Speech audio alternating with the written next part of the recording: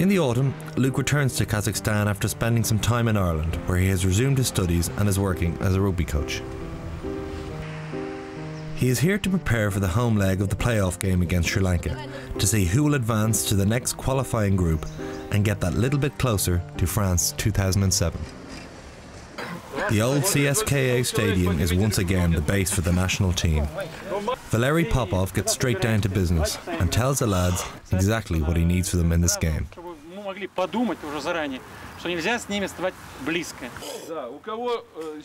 Once again, the team have travelled extraordinary distances to be here from all over Kazakhstan and Russia, but none more so than Luke, which makes it all the more frustrating for him when his other roles begin to interfere.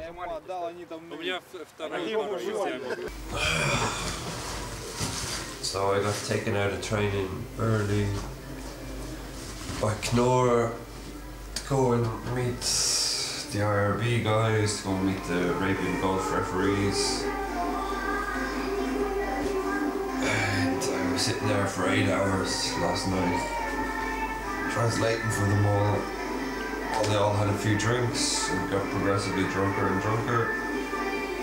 And eventually Knorr started having a go at me and saying, oh, I wasn't translating right, you're not doing this right, blah, blah, blah. And I said, well, if you're not happy with what I'm doing, then maybe I should leave. And eventually I just walked out, so get stuffed. So, I'm not in a very good mood this morning. As usual, Kazakhstan's preparations have been disjointed. In fact, the lads have only been together 3 days. The same cannot be said for the Sri Lankans.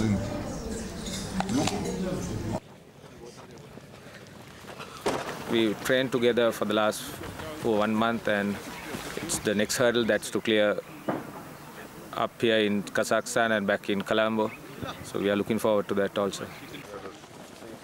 So far our stay was very comfortable, hotel accommodation, food, everything is fine, even the training sessions, they are planned everything accordingly. I think we are all out to win this match and also back at home in Colombo in 2 weeks' time. If the weather is nice, I think our boys will definitely come out as winners. A big game requires a big stadium, and there are none bigger in Kazakhstan than the central stadium in Almaty. The stage is set for the Nomads to perform. This is a massive game. It's going to be really a defining moment for Kazakh rugby as a whole. We're the favourites, out-and-out favourites. I mean, they respect us far too much. You know, we have such a good reputation in terms of being a physical side. I mean, they're not that small. I really want to get out of this game because not so much against other teams, the weaker teams. I mean, this is a quality team that we're playing. They're a professional team. We've seen them training. You know, there's no messing around in their team.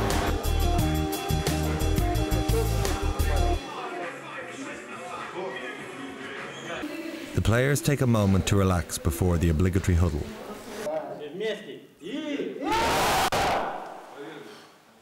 All fired up, they make their way out onto the pitch, though unfortunately for Luke, it's only to replace from the subs bench.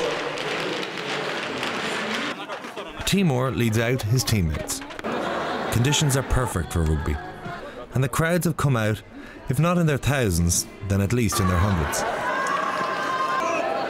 And all that's left is for the boys to do themselves and their country proud, as the usual dignitaries look on expectantly. This time I'm out here for 4 weeks, so to be out here I had to, take time off university, doing a master's in Trinity. I had to take time off that, and probably what's hardest for me is that I had to take time off from being married for 4 weeks. You know, my wife is back in Ireland, and I'd love her to come here, but she can't. The team get off to a great start, but after a tough few days, Luke has a lot on his mind.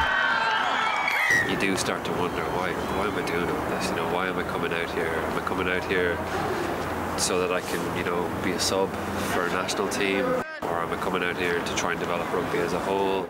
What I'd really like to do is just to get back to just the rugby. I mean, that's what it's all about. I mean, maybe I've kind of done too much, and maybe, my own worst enemy in that sense, that I'm always trying to do as much as I can off the field as well. The boys take a lead into half-time, but all is not well.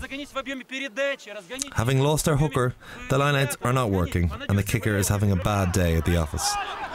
This leads to frustration, and it means that the Sri Lankans are still in a game that should be already dead and buried.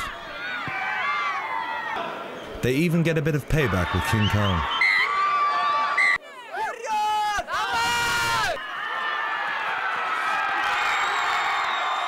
But a couple of late tries by Timur, the captain, ensures that Kazakhstan win the game, but not by a significant margin.